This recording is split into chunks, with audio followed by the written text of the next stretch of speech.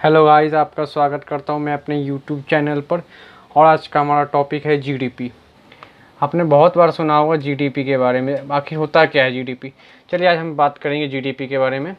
इसको हिंदी में सकल घरेलू उत्पाद कहते हैं। ठीक है, इसकी डेफिनेशन होती है एक लेखा या वित्तीय वर्ष के दौरान देश की घरेलू सीमा में उत्पादित सभी अंतिम वस्तुओं व सेवाओं के कुल मूल्य को सकल घरेलू उत्पाद कहते हैं। बेसिकली इसमें तीन बातें आपको ध्यान देने की ज़रूरत है। एक तो एक वित्तीय वर्ष, ये सेकंड है घरेलू सीमा, और थर्ड है अंतिम वस्तुएं। इसी तीनों पे हमारा पूरा डेफिनेशन बेस है। एक वित्तीय वर्ष होता क्या है? वित्तीय वर्ष या लेखा वर्ष, अकाउंटिंग इसको इंग्लिश में कहते हैं, वो हमारा 1 अप्रैल से 31 मार्च के बीच में होता है। सेकंड इसका पॉइंट है घरेलू सीमा। घरेलू सीमा वो जैसे हमारे भारत देश के अंदर की जितनी सीमा है वो पूरी, तथा जो हमारी समुद्री सीमा है वो, हमारे विदेश में जो दूतावास है वो, हवाई अड्डे वगैरह जितने भी है सब हमारे घरेलू सीमा के अंदर में आते हैं। इसके अंदर कोई व्यक्ति इम्पोर्टेंट नहीं होता है, कोई विदेशी हो या कोई भी हो। अगर वो हमारे देश के अंदर अपनी वस्तु का उत्पादन करता है तो वो हमारे जीडीपी में इंक्लूड होगा। देखते हैं क्या होता है इसमें। देश की भौगोलिक, राजनीतिक तथा समुद्रिक सीमा, ये तीनों आ जाएगा, तथा दूतावास, सैनिक, हवाई अड्डे सब घरेलू सीमा के अंदर आते हैं। इनमें जितने भी उत्पादन होगा, उत्पादन के लिए जो भी क्रियाएं होगी, इससे भी जो भी इनकम होगा वो सब हमारे जीडीपी में इंक्लूड होगा। ठीक है, लास्ट में हम बात करेंगे अंतिम वस्तु के बारे में। अंतिम वस्तु वो जो फाइनल गुड्स है। जैसे माना कि हमने एक किसान ने 1000 रुपये के आलू का उत्पादन किया। ठीक है, उस आलू को किसान ने 1500 रुपये में बेच दिया बाजार में। ठीक है, एक चिप्स बनाने वाली कंपनी ने जिसको 2000 रुपये में बाजार से खरीद लिया, तथा उस चिप्स बनाने कंपनी ने उस सबको चिप्स बनाकर 5000 में बेच दिया। तो जो जीडीपी के अंदर ये 5000 है, इसी को हम सिर्फ इंक्लूड करेंगे। बाकी जो बीच में पैसे लगे हैं इसको हम जीडीपी में इंक्लूड नहीं करेंगे। ठीक है, आई होप समझ में आया होगा आपको अंतिम वस्तुएं क्या होती हैं।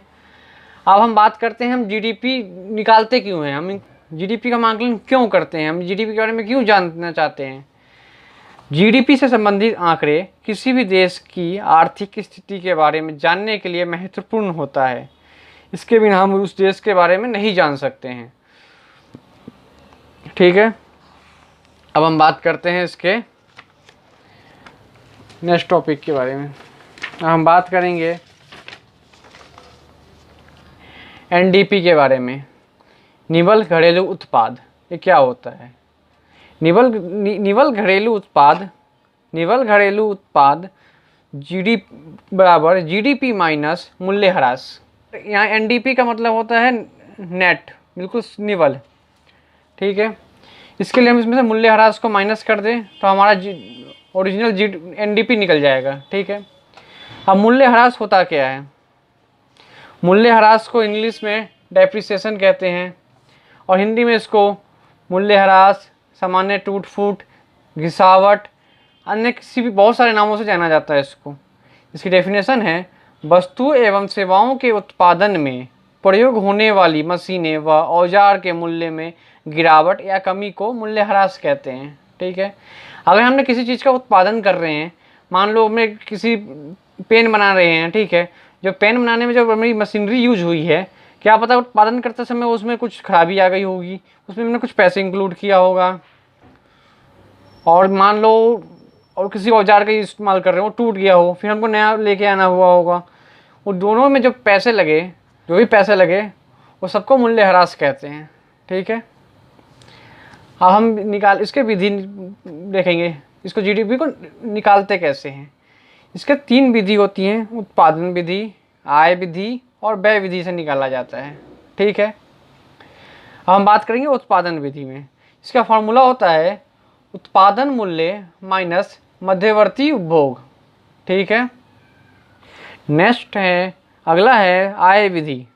ठीक है, इसमें कर्मचारियों का पारिश्रमिक प्लस प्रचालन अधिशेष प्लस मिश्रित आय इंक्लूड होता है।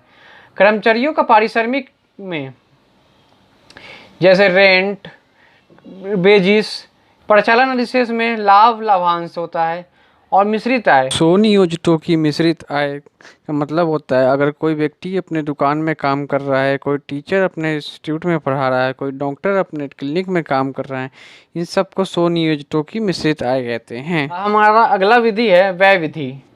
व्यय विधि का फॉर्मूला होता है निजी अंतिम उपभोग व्यय, जिसको सी कहते हैं, कंजप्शन। सरकारी अंतिम उपभोग व्यय, जिसमें गवर्नमेंट आएगा, जी। अगला है सकल घरेलू पूंजी निर्माण या विनियोग व्यय, इसको इन्वेस्टमेंट कहते हैं।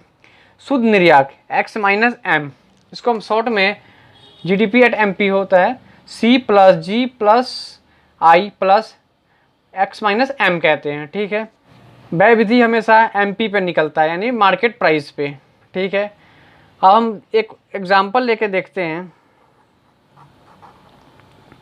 मान लो हमारे देश के जो निजी उपभोग हैं वो 100 रुपये का करते हैं, गवर्नमेंट भी कुछ खर्चा करती है। मान लो गवर्नमेंट ने 150 रुपये खर्चा किया। गवर्नमेंट खर्चा कैसे करती है, जैसे रोड बनवाना, नालियाँ बनवाना, एक्स्ट्रा जो भी पैसे खर्च करती है इस टाइप में। प्लस निर्माण कार्य पे मान लो 50 रुपये का खर्चा हुआ, प्लस हमारा एक्सपोर्ट है, हमारा एक्सपोर्ट मान लो 75 रुपये का है। ठीक है, तो हमारा जीडीपी निकलेगा एमपी पे, इन सबको इंक्लूड कर देंगे, हो जाएगा 375 रुपये हमारे जीडीपी है, जीडीपी है, यही इसी को हम जीडीपी कहते हैं। ठीक है, अब हमको इससे एनडीपी निकालना हो